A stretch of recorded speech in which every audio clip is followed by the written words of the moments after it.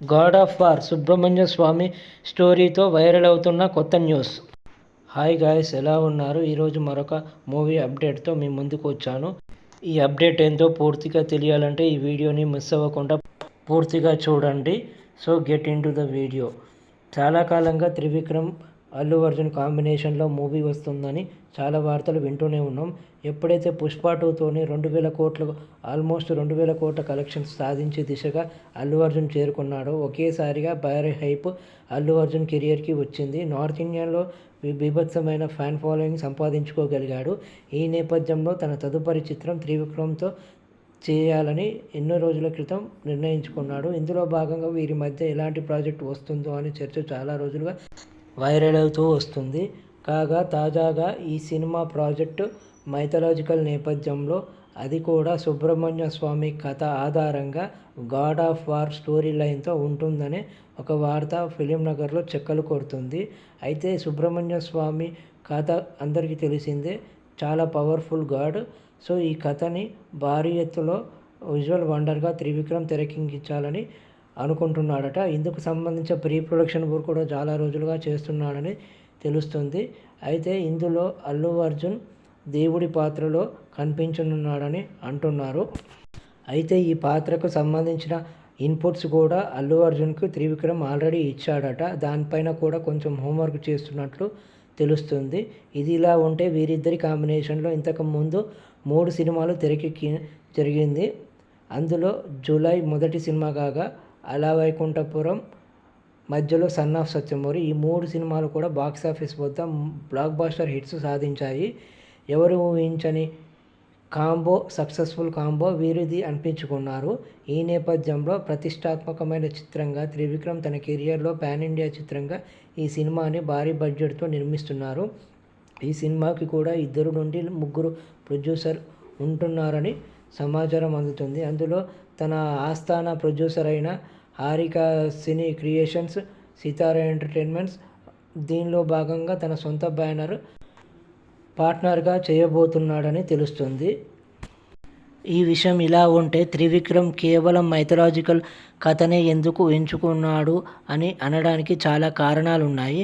చిన్నప్పటి నుంచే త్రివిక్రమ్ బ్రాహ్మణ్ కావడంతో ఎన్నో పుస్తకాలు ఆల్రెడీ చదివేశాడు. తన 10th క్లాస్ లోపలనే ఎన్నో పౌరాణిక కథల్ని, పుస్తకాల్ని చదివినట్టుగా చాలా సందర్భాల్లో చెప్పాడు.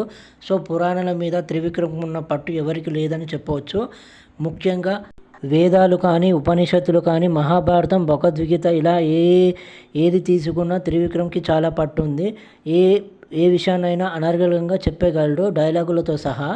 సో త్రివిక్రమ్ బలమైన ప్రాజెక్టుతో, బలమైన నేపథ్యంతో ఈ కథని ప్రిపేర్ చేశాడని తెలుస్తుంది. ఇప్పటికే ఇంకోవైపు బాలీవుడ్లో రామాయణం చిత్రం తెరకెక్కుతున్న విషయం తెలిసిందే. ఈ సినిమా కూడా అద్భుతమైన డైలాగ్స్ తెలుగులో రాశాడని తెలుస్తుంది. ఈ సినిమా భారీ ఎత్తున 3 భాగాలుగా విడుదలవుతుందని చాలా రోజులుగా వార్త వైరల్ అవుతుంది. సో అల్లు అర్జున్ ప్రాజెక్టు విషయంలో కూడా చాలా జాగ్రత్తగా, తొలి సినిమాగా పాన్ ఇండియాగా తెరకిస్తున్నాడు కాబట్టి అన్ని జాగ్రత్తలు తీసుకొని తన స్థాయిలో విజువల్ వండర్గా ప్రేక్షకులకు అందించాలని ఉత్సుకతతో ఉన్నారు. కనుక ఈ ప్రాజెక్టు దాదాపు 2 నుంచి 3 సంవత్సరాల పాటు జరగనుందని తెలుస్తుంది. ఇక ఈ సినిమా తర్వాత అల్లు అర్జున్ పుష్ప 3 సినిమాలో నటించాల్సి ఉంది. ఇందుకు సంబంధించి మరోవైపు సుకుమార్ ఈ కథపై చాలా టైం కేటాయిస్తూ పూర్తి చేసే పనిలో ఉన్నారు. పుష్ప 2 కంటే చాలా రెట్లు ఎక్కువ స్థాయిలో ఉండేటట్టు ఈ సినిమాని ప్లాన్ చేస్తున్నట్లుగా తెలుస్తుంది. ఇందుకు సంబంధించి దేవిశ్రీ ప్రసాద్ కూడా ఇటీవల ఒక హింట్ ఇవ్వడం జరిగింది. పుష్ప 3 ఎవరి అంచనాలకి అందని స్థితిలో ఉంటుందని, దాదాపు 3 నుంచి 4 వేల కోట్ల టార్గెట్గా ఈ సినిమా రాబోతుందని చెప్తున్నాడు. ఏది ఏమైనా పుష్ప 2తో పాన్ ఇండియా లెవెల్లో భారీ స్థాయిలో హైప్ అందుకున్న అల్లు అర్జున్ ఇక రాబోయే రోజుల్లో కూడా పెద్ద ప్రాజెక్ట్స్ చేస్తాడని చెప్పొచ్చు. ఇది ఇలా ఉంటే అల్లు అర్జున్ త్రివిక్రమ్ ప్రాజెక్టే కాక అట్లీ కాంబినేషన్లో కూడా మరొక సినిమా చేసేందుకు రెడీగా ఉన్నాడు. అయితే ఇంతకు ముందే ఈ సినిమాకి సంబంధించిన కథ కూడా చెప్పడంతో ఆ సినిమా హోల్డ్లో పెట్టాడు. అది కాక ఆ సినిమాకి దాదాపు అట్లీ 80 కోట్ల రెమ్యునరేషన్ అడిగాడని హోల్డ్లో పెట్టారు. దీని తర్వాత సందీప్ రెడ్డి వంగ, ప్రశాంత్ నీల్, లింగుస్వామి దర్శకత్వంలో ఇంకా 2-3 సినిమాలు కూడా చేయాలని అనుకుంటున్నాడు.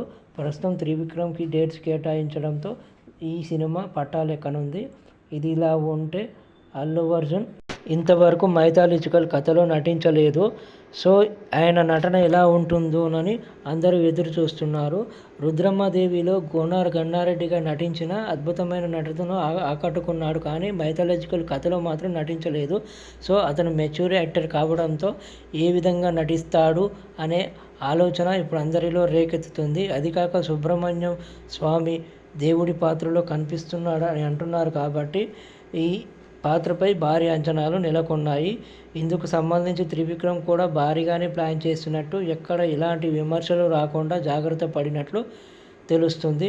మరి చూడాలి త్రివిక్రమ్ తన పట్టున్న మైథలాజికల్ కథలో అల్లు అర్జున్ని ఏ విధంగా చూపిస్తాడోనని అందరూ ఎదురు చూస్తున్నారు. త్రివిక్రమ్ కూడా ఇంతవరకు పాన్ ఇండియాలో ఎలాంటి పెద్ద సినిమా తీయకపోవడంతో ఇప్పుడు అతనికి చాలా ఛాలెంజింగ్ సినిమాగా చెప్పుకోవచ్చు. తనకు తాను ప్రూవ్ చేసుకునే ఒక గొప్ప అవకాశంగా మలుచుకోవచ్చు.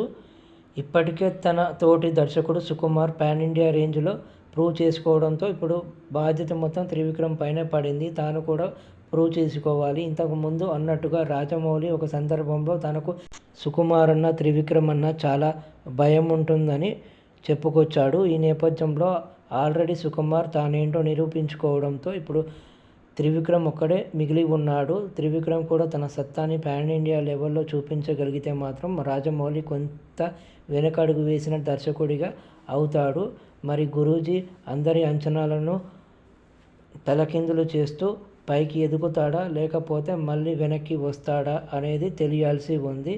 మరోవైపు మొన్న గుంటూరు కారం కూడా ఫెయిల్ అవ్వడంతో చాలా విమర్శలు త్రివిక్రమ్పై వచ్చాయి.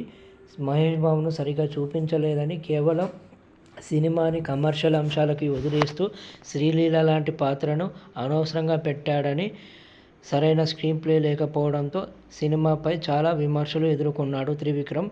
ఈ సినిమా భారీగా నష్టాలు కూడా చవిచూసింది. సో ఇప్పుడు అల్లు అర్జున్తో చాలా జాగ్రత్తగా తీయాల్సిన అవసరం ఎంతైనా ఉందని చెప్పొచ్చు. మరి చూడాలి అల్లు అర్జున్ ఇచ్చిన అవకాశాన్ని త్రివిక్రమ్ ఏ మేరకు సద్వినియోగం చేసుకుంటాడో. తెలుగు రాష్ట్రాల ప్రజల చేత సినిమా ప్రముఖుల చేత ఏ విధమైన ప్రశంసలు అందుకుంటాడో చూడాల్సి ఉంది. సో ఇది గైస్, ఈ వీడియోని చివరి వరకు చూసారని అనుకుంటున్నాను. ఎవరైతే చివరి వరకు ఈ వీడియో చూశారో వాళ్ళు కింద కామెంట్ చేయండి నేను ఈ వీడియోని చూశాను అని. అండ్ ఈ వీడియోకి సపోర్ట్ కావాలి.